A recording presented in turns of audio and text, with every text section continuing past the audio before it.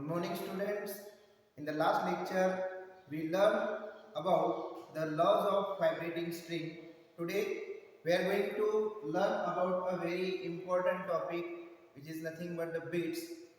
We know when the superposition of waves takes place, either there is a formation of stationary wave or the formation of beats. So, how the beats are formed analytically, we are going to explain in this lecture.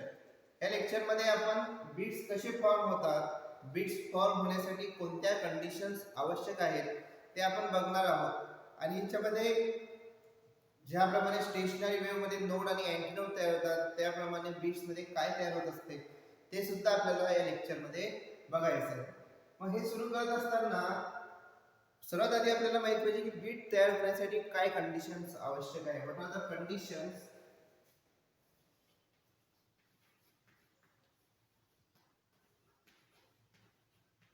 For the formation of beats.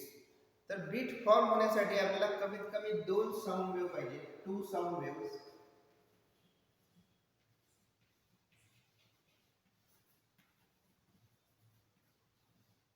having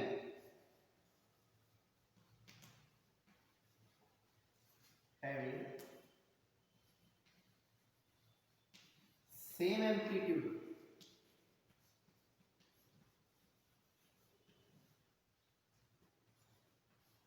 but slightly different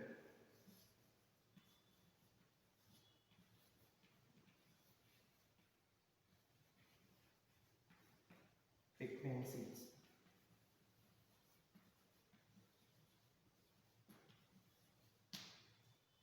ह्या जर दोन condition satisfy झाल्या तर या दोन वेव्हची superimpose होणार आहे किंवा सुपरपोजिशन होणार आहे. त्या सुपरपोजिशनमुळे बीट्स फॉर्म होतात. माझा बीट मध्ये स्टेशनरी वेव्ह मध्ये काय फरक आहे? स्टेशनरी वेव्ह फॉर्म होत असताना नेहमी त्यांची फ्रिक्वेन्सी आहे दोन वेव्हची, ज्या दोन वेव्ह पासून स्टेशनरी वेव्ह फॉर्म होऊन राहिले आहे त्यांची जी फ्रिक्वेन्सी आहे ती फ्रिक्वेन्सी सेम राहते. परंतु बीट मध्ये हे दोन्ही वेव्हची फ्रिक्वेन्सी ती फ्रिक्वेन्सी स्लाइटली डिफरंट पाहिजे, एकमेकांपासून थोडी अलग पाहिजे. जर त्यांच्यामध्ये खूप जास्त फरक असेल तर मग हे बीट फॉर्मेशन होऊ शकत नाही. बीट फॉर्मेशन तेव्हाच होणार आहे जेव्हा त्या दोन वेव्ह मधल्या किंवा दोन्ही वेव्हच्या फ्रिक्वेन्सी मध्ये जो काही फरक आहे तो फरक कमीत कमी राहणार. ठीक आहे ना. So what are the condition for the formation of beats? The formation of beats can be taking place due to the superposition of two sound waves having same amplitude but a slightly different frequency when they are traveling along the same path in the opposite direction. They superimpose on each other and they form a beat. Okay, so what is the beat? Beat consists of, as a stationary wave consists of node and antinodes, this beats consist of waxing and waning. So what is waxing? Waxing is a region in which the amplitude of the resultant sound of the beat is maximum. Okay, and the waning is the another part which is nothing but the lowest vibration, or we can say that the amplitude of the particles is equal to 0. Okay, so these are the conditions for the formation of beat. Now we are going to see analytically how these beats are formed. Okay, so for that we need two sound waves having same amplitude but slightly different frequencies. So we know that how the sound wave can be represented. This sound wave can be represented y is equal to a sine 2 pi nt minus x divided by lambda. So we can represent the sound wave like this: a sine 2 pi nt minus x by lambda. Now this is the general equation for the sound wave, but here we need two waves. Here we need two sound waves. So here we write this equation for 2, which is y1. Same amplitude means amplitude remains same. It is n1t, and it is lambda 1. This is the equation for the first wave, and the equation for the second wave is equal to again a sine 2 pi n1 n2t minus x upon lambda 2. Remember that as the velocity of sound remains constant, then as the frequency changes, its wavelength also changes. Okay. Now consider that for our simplicity, consider that the listener is at the displacement x equal to 0. Means we need the value of x in this equation is equal to 0. So if we keep this x equal to 0, then these two equation becomes y1 is equal to a sine 2 pi n1 t, and y2 is equal to a sine 2 pi n2 t. Okay, as we are considering the listener is at the position x equal to 0.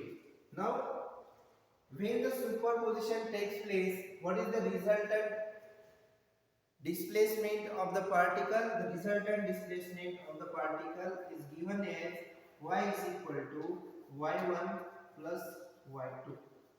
It is the vector sum of the displacement produced by these two waves. Okay, so what is y1 is equal to, it is equal to a sine 2 pi n1 t plus a sine 2 pi n2 t. So this is the resultant displacement y is equal to. Now how this can be solved? So consider here a trigonometric relation in which this 2 pi n1t and this 2 pi n2t, they are the angles. So here you can write this a is common, and we can write here it is sine 2 pi n1t plus sine 2 pi n2t. Okay, this a is taking common. So now we can write here by using a trigonometric relation. What is the trigonometric relation? It states that sine a plus sine b is equal to twice a sine a plus b divided by 2 into cos a minus b divided by 2. Okay, this is the trigonometric relation. So this relation is used as related to this. So we can write here this 2 pi n1t as a and this is as a b.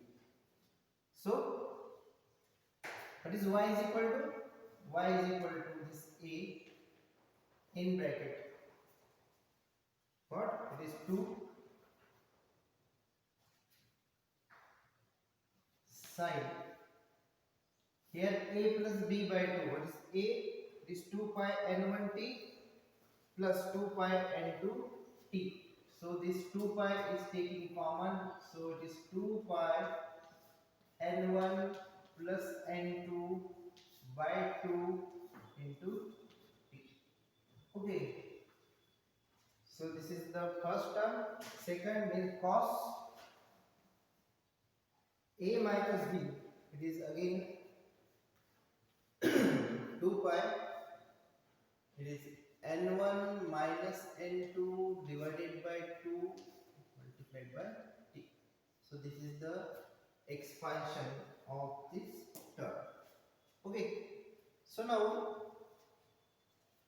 we can write here this y is equal to, this is twice a sine 2 pi n1 plus n2 by 2 t into cos 2 pi n1 minus n2 by 2 into t.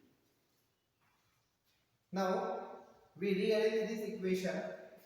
After rearranging, we get twice a cos 2 pi n1 minus n2 by 2 into t into sin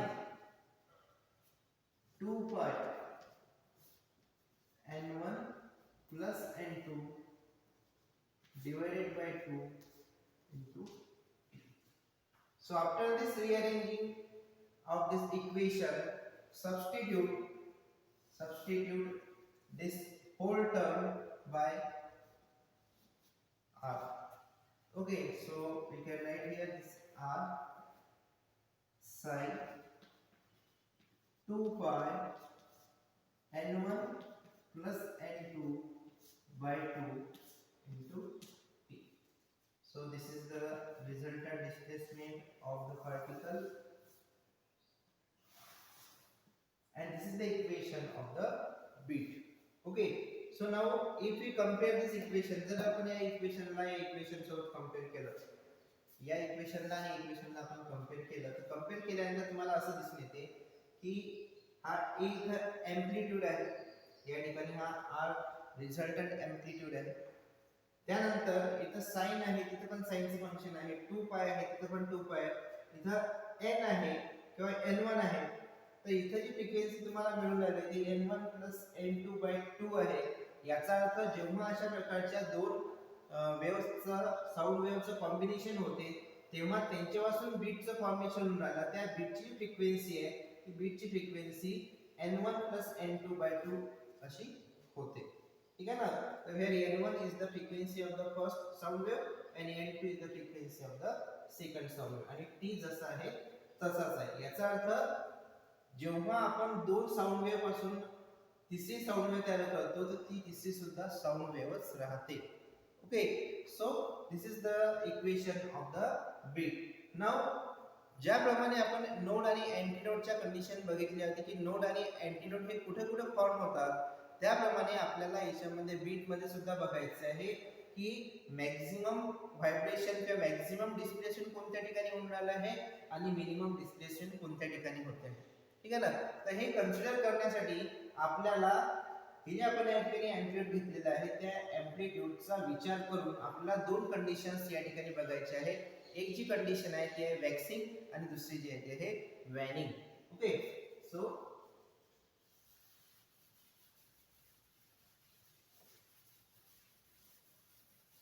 waxing पुढे form होतात आणि वॅनिंग पुढे form होतात ते आपल्याला बघायचे आहे. So पहिले आपल्याला माहित पाहिजे की वॅक्सिंग म्हणजे काय. तर वॅक्सिंग याचा अर्थ ज्या ठिकाणी एम्प्लिट्यूड हे मॅक्सिमम राहते, वेअर द एम्प्लिट्यूड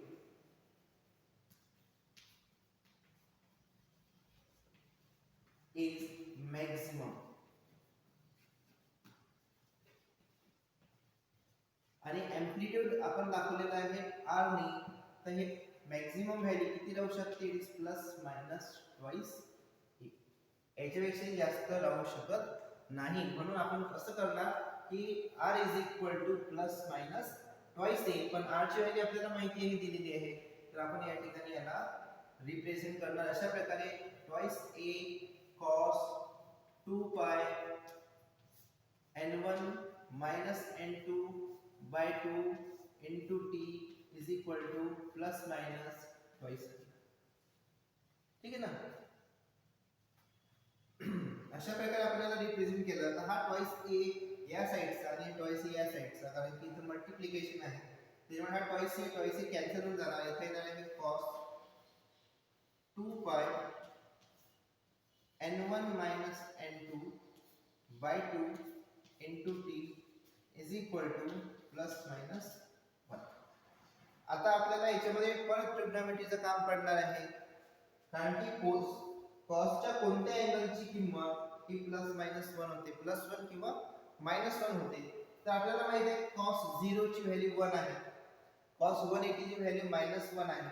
याचा अर्थ तुम्ही असं म्हणू शकता की हा जो 2 पाय n1 n2/2 t याची जी व्हॅल्यू आहे ती व्हॅल्यू किती असायला पाहिजे, तर दिस 2 पाय n1 n2/2 t is equal to, हे किती असायला पाहिजे, हे तर 0 असेल किंवा हा पाय असेल किंवा हा 2 पाय असणार. अशा प्रकारे it is the integral multiple of पाय. ठीक आहे ना, 0 1 2 3 अशा प्रकारे पायचं त्याच्यामध्ये कॉम्बिनेशन येत आहे. मग हे जनरल इक्वेशन झालेलं आहे की कोणत्या कोणत्या ठिकाणी जे वॅक्सिंग आहे ते वॅक्सिंग तयार होऊन राहिले, कोणत्या वेळेनंतर किती वेळेनंतर ते फॉर्म होऊन राहिले आहे ते आपल्याला काढायचं आहे. आणि ते जर आपल्याला काढायचं असेल तर मग आपण त्यासाठी थोडंसं इक्वेशन जे आहे ते इक्वेशनला थोडं सॉल्व करून बघायचं आहे. तर हे सॉल्व करून बघत असताना तुम्हाला असं दिसून येते बघा की समजा आपण पहिली कंडिशन याच्यामध्ये टाकली की 0 इज इक्वल टू 0 आहे, तर हे 0 जर टाकलं आपण तर इथे येणार आहे 2 पाय n1 n2/2 t is equal to 0. ही कंडिशन सर्वात पहिली आपण टाकली आहे 0 ची. मग काय होणार, n1 आणि n2 किंवा t हे कोणतीच टर्म 0 असू शकत नाही, हे 2 पाय असू शकत नाही, सॉरी. तर आपण काय म्हणू शकतो की n1 n2/2 t is equal to 0, कारण की 2 पायची व्हॅल्यू ही 0 नसू शकते. म्हणून याची किंमत 0 असणार, कारण की दोन संख्यामध्ये एक कोणती संख्या जर 0 असेल तर त्यांचा गुणाकार हा 0 येतो. आयदर हे 0 असणार किंवा हे 0 असेल. हे 0 राहू शकत नाही कारण की पायची व्हॅल्यू आपल्याला माहिती आहे. म्हणून ही टर्म 0 आहे, ही टर्म 0 दाखवली आपण. तर ही टर्म 0 आहे, याचा अर्थ काय लिहिणार तुम्ही की t इज इक्वल टू, जर हे 0 आहे तर परत इथे गुणाकार आलेला आहे, या दोघांचं मल्टिप्लिकेशन इज इक्वल टू 0 आहे. याचा अर्थ t ची व्हॅल्यू सुद्धा कशी येणार आहे, या ठिकाणी 0 येणार. म्हणून असं आपण म्हणू शकतो की वॅक्सिंग हे कुठे फॉर्म होणार आहे, जेव्हा ही प्रोसेस मिक्सिंगची प्रोसेस, सुपरपोजिशनची प्रोसेस, बीट फॉर्मेशन तयार होऊन राहिलेलं आहे तेव्हा त्या ठिकाणी वॅक्सिंग तयार झालेलं आहे. त्या ठिकाणी पार्टिकलचं जे एम्प्लिट्यूड आहे ते मॅक्सिमम आहे. ठीक आहे. आता आपण दुसरी कंडिशन घेऊन तो याच्यामध्ये, ती आहे 2 पाय n1 n2/2 t is equal to 5. पुढची कंडिशन घेऊन तो काय आहे, आता या ठिकाणी हा पाय आणि पाय हे दोन्ही कॅन्सल होऊन जातील. या ठिकाणी हा 2 आणि 2 हे सुद्धा कॅन्सल होऊन जातील. याचा अर्थ इथे राहणार आहे n1 n2 t is equal to 1. त्याच्यामुळे तुम्ही असं लिहू शकता की t is equal to 1/n1 n2.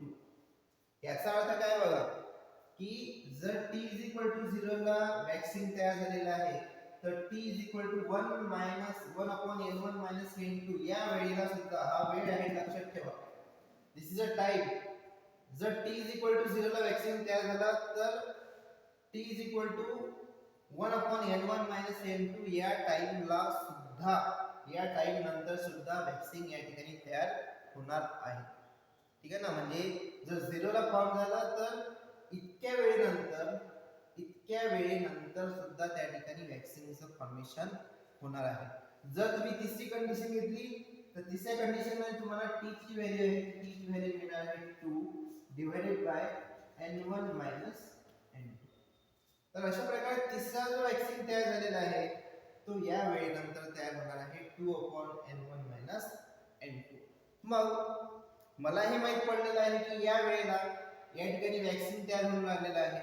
मग मला जर दोन वॅक्सिन मधला टाइम काढायचा असेल की दोन वॅक्सिन मधला टाइम किती असायला पाहिजे, how much time to repeat the waxing formation, मग मला जर तो टाइम काढायचा असेल तर मी काय करणार आहे, चला मग t इज इक्वल टू, मला दोन मधला अंतर काढावं लागणार आहे. दोन मधला अंतर कसं काढणार मी या t मधून हा t मायनस करणार. तर हा याच्यामध्ये मायनस केलं 1/n1 n2 आणि मायनस 0 केलं तर याचं जे उत्तर येऊन राहिलं आहे ते किती येणार आहे, 1/n1 n2. आणि जर मी दुसरा काढण्याचा प्रयत्न केला, या दोघांमधला काढण्याचा प्रयत्न केला तर 2/n1 minus n2 minus 1/n1 minus n2 which is equal to again 1/n1 minus n2. अशा प्रकारे दोन सक्सेसिव्ह वॅक्सिंग जे फॉर्म होणार आहे ते किती वेळेनंतर फॉर्म होणार आहे किंवा त्या दोघांमधला जो टाइम आहे टाइम किती आहे 1/n1 minus n2. दोन वॅक्सिंग फॉर्मेशन मधला जो टाइम आहे तो टाइम 1/n1 minus n2 इतका आहे. where this n1 and n2 they are the frequencies of the sound wave by which this beat is get formed. Okay, मग हा time period झाला. जर आपल्याला बीटची फ्रिक्वेन्सी काढायची आहे, बीटची फ्रिक्वेन्सी काढणे याचा अर्थ एका सेकंदामध्ये किती वेळा वॅक्सिंग फॉर्म होऊन राहिलं ते जर संख्या आपल्याला काढायची असेल, if you want to calculate the number of waxing produced in 1 second, then suppose the frequency of the beat, that is the number of vibration or the number of waxing complete in 1 second, it is denoted by n, and this frequency it is equal to 1 upon time. N is equal to 1 by t. So it is 1 divided by 1 upon n1 minus n2, which is equal to simply n1 minus n2. So this is the number of waxing produced in 1 second.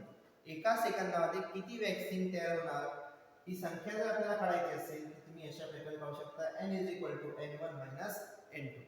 आता हे जे equation आहे हे equation तेव्हा satisfy होणार आहे.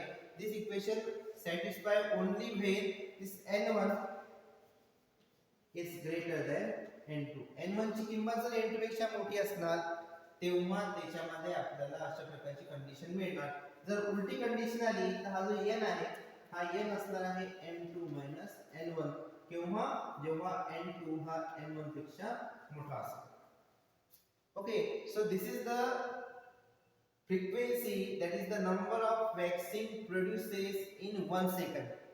Okay, एका सेकंदामध्ये किती वॅक्सिंग तयार होऊन राहिले आहे ते जर आपल्याला कंटिन्यू करायचं असेल पाहायचं असेल तर अशा प्रकारे तुम्ही ते कॅल्क्युलेट करू शकता. आता आपण आधी सांगितलं होतं की याच्यामध्ये जो काही डिफरन्स पाहिजे तो स्लाइट डिफरन्स पाहिजे. स्लाइट डिफरन्स यासाठी पाहिजे आहे की जर आपल्याला बीटचा साऊंड चांगल्या प्रकारे ऐकायचा असेल तर त्यांची जी फ्रिक्वेन्सी मधला डिफरन्स आहे तो डिफरन्स कमीत कमी पाहिजे. तो जर डिफरन्स जास्त असेल तर आपल्याला साऊंड किंवा बीटचा जो साऊंड आहे सो साऊंड योग्य पद्धतीने ऐकू येणार नाही. We can't hear the good sound when the difference between the frequencies of two sound waves is greater than 10 hertz.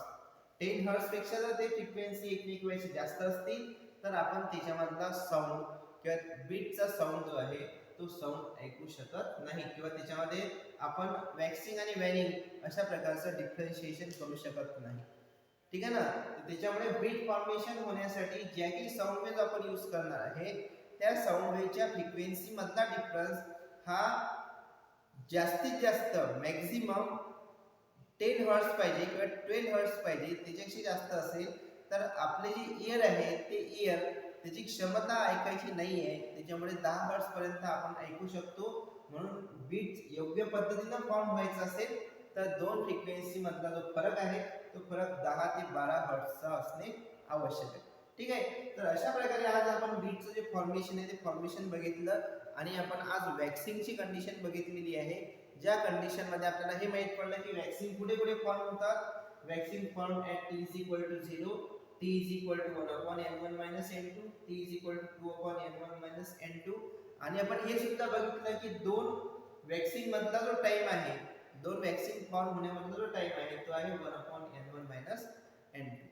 जर आपल्याला फ्रिक्वेन्सी काढायची असेल तर फ्रिक्वेन्सी आपण काढू शकतो. Frequency is equal to n1 minus n2 and this is satisfy only when this n1 is greater than n2 and n is equal to n2 minus n1, then this n2 should be greater than n1. तर जी संख्या मोठी आहे जी frequency मोठी आहे त्या frequency मधून लहान frequency जर आपण मायनस केली तर आपल्याला त्याची बीट फ्रिक्वेन्सी ही मिळून जाते. ठीक आहे. तर अशा प्रकारे आज आपण बीटचं फॉर्मेशन बघितलं आहे ॲनालिटिकली आणि एक कंडिशन बघितली आहे वॅक्सिंगची. व्हॅनिंगची जी कंडिशन आहे ती व्हॅनिंगची कंडिशन आपण पुढच्या पिरियडमध्ये बघणार आहोत. आजच्या भागापुरतं एवढं पुरेसं आहे. Have good day. बाय.